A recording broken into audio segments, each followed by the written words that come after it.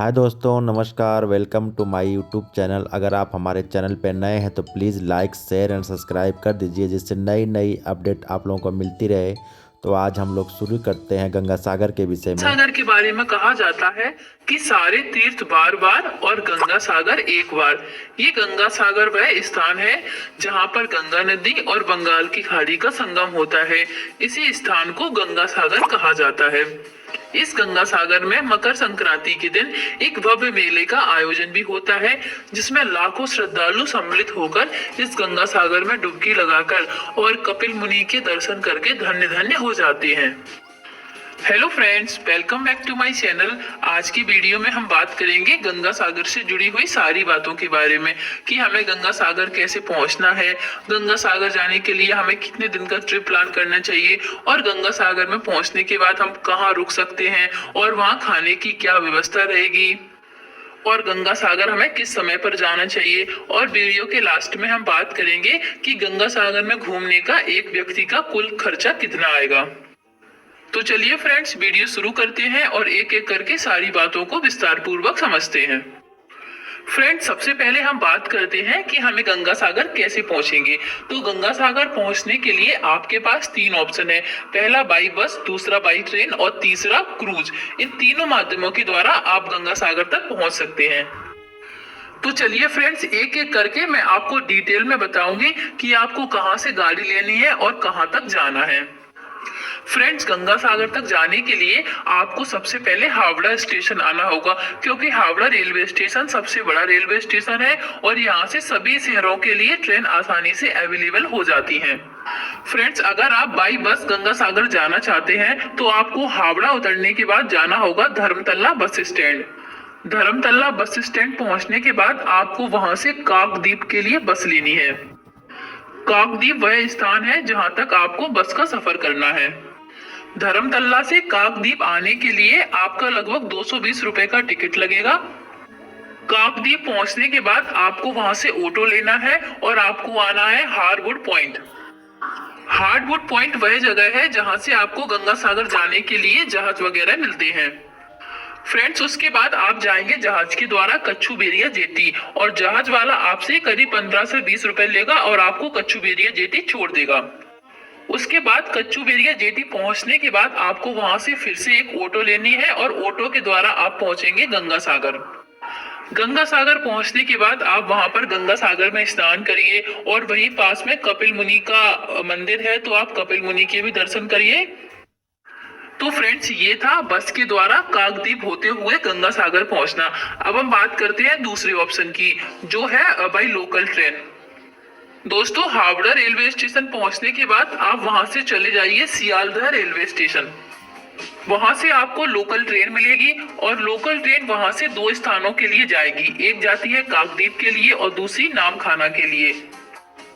Friends, आपको जो भी लोकल ट्रेन अवेलेबल हो उसके द्वारा आप काकद्वीप या नामखाना पहुंच जाइए।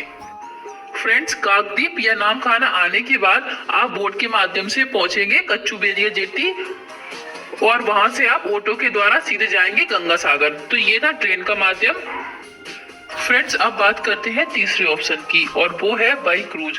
हावड़ा रेलवे स्टेशन के बाद यानी कि हुगली नदी को पार करने के बाद आपको मिलेगा मिलेनियम पोर्ट और वहीं से आपको गंगा सागर जाने के लिए क्रूज मिलेगी।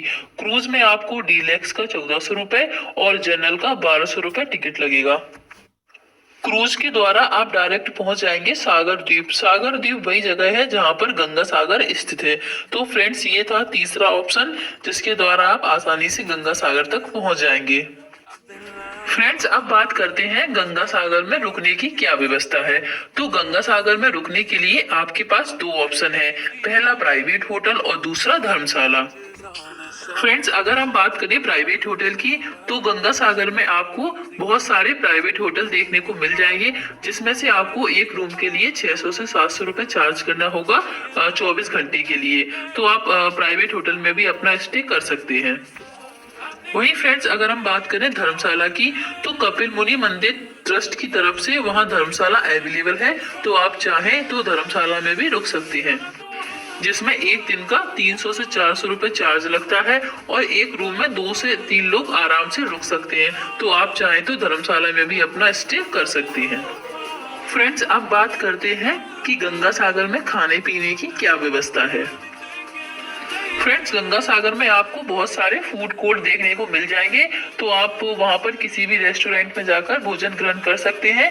वहां पर आपको जो है खाना काफी नॉर्मल रेट में मिल जाता है। इसके अलावा आपको वहां पे बहुत सारे रेस्टोरेंट और होटल भी मिल जाएंगे, तो आप वहां पर जाकर भी खाना खा सकते हैं।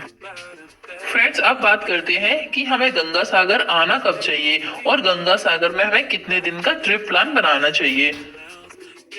फ्रेंड्स, मैं आपको बता दूं कि गंगा सागर में आने का सबसे बेस्ट टाइम है अक्टूबर से फरवरी तक का, क्योंकि उस टाइम सर्दी रहती है, मतलब विंटर का सीजन रहता है। और विंटर के सीजन में यहाँ घूमना काफी सही रहता है। इस सीजन में आपको काफी भीड़ भाड़ भी देखने को मिलेगी और यहाँ पर आप आसानी से घूम पाएंगे।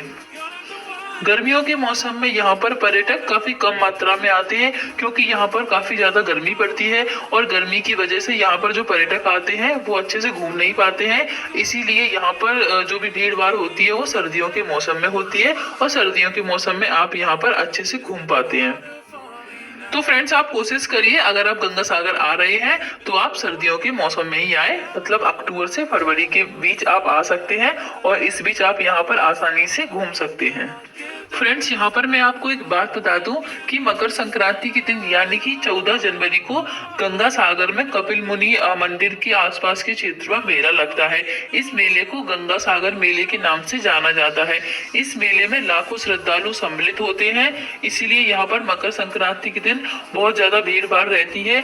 इसीलिए अगर आप जब भी गंगा सागर आ रहे हैं तो आप या फिर मकर संक्रांति के बाद में आए या फिर आप मकर संक्रांति के पहले आए, तो आपको इतनी भीड़ देखने को नहीं मिलेगी। और फ्रेंड्स, अगर आप मकर संक्रांति के टाइम पर यहाँ पर आएंगे तो आप यहाँ पर सारी चीजों को अच्छे से घूम नहीं पाएंगे और इसी के साथ आपको यहाँ पर सारी जो चीजें हैं उनकी जो कॉस्ट है वो दुगनी मिलेगी, क्योंकि अगर आप यहाँ पर होटल बुक करेंगे तो आपको यहाँ होटल भी दुगनी रेट में मिलेंगे। इसी के साथ अगर आप कुछ खाएंगे पिएंगे तो वो भी आपको यहाँ पर दुगनी रेट में मिलेंगे। इसलिए आप कोशिश करिए कि आप मकर संक्रांति के बाद में ही यहाँ पर घूमने आए। चलिए फ्रेंड्स, अब बात करते हैं कि हमें गंगा सागर आने के लिए कितने दिन का ट्रिप प्लान करना चाहिए। फ्रेंड्स, अगर आप Howrah railway station early morning यानी कि 6 से 7 बजे के आसपास पहुंच जाते हैं तो आपको गंगा सागर में स्टे लेने की जरूरत नहीं है और एक दिन में ही आप अपनी वापसी कर सकते हैं, क्योंकि 3 घंटे में आप हावड़ा रेलवे स्टेशन से पहुंच जाएंगे गंगा सागर। 2 से 3 घंटे वहां आप रुककर वापस 3 से 4 घंटे में वापस आप हावड़ा रेलवे स्टेशन आ जाएंगे। तो आप करीब 10 से 12 घंटे में गंगा सागर घूम के वापस आ सकते हैं। और फ्रेंड्स, इसके बाद यदि आप कोलकाता या हावड़ा में घूमना चाहते हैं तो आप वहां पर रूम लेकर वहां के जो है दर्शनीय स्थल है उनको घूम सकते हैं। फ्रेंड्स, अगर आप इवनिंग के समय में हावड़ा रेलवे स्टेशन पहुंचते हैं तो आपको गंगा सागर में एक दिन का स्टे लेना होगा। फ्रेंड्स, अब बात करते हैं कि गंगा सागर में एक व्यक्ति का कुल खर्चा कितना आ जाएगा। दोस्तों, अगर आप एक दिन का ट्रिप बनाते हैं और एक रात रुकते हैं और आप यदि बाई बस के माध्यम से जाना चाहते हैं तो एक व्यक्ति का जो खर्चा आएगा वो लगभग 1200 से 1500 रुपए आ जाएगा। और फ्रेंड्स, वहीं अगर आप क्रूज के माध्यम से गंगा सागर जाना चाहते हैं तो आपका एक व्यक्ति का कुल खर्चा 2500 से 3000 तक का आ जाएगा, क्योंकि क्रूज का जो किराया होता है वही 1200 से 1500 रुपए तक का होता है। वीडियो देखने के लिए धन्यवाद दोस्तों। अगर आप हमारे चैनल पर नए हैं तो सब्सक्राइब कर दीजिए, जिससे नई नई जानकारी हम आप लोगों को प्रोवाइड करते रहें। Thank you.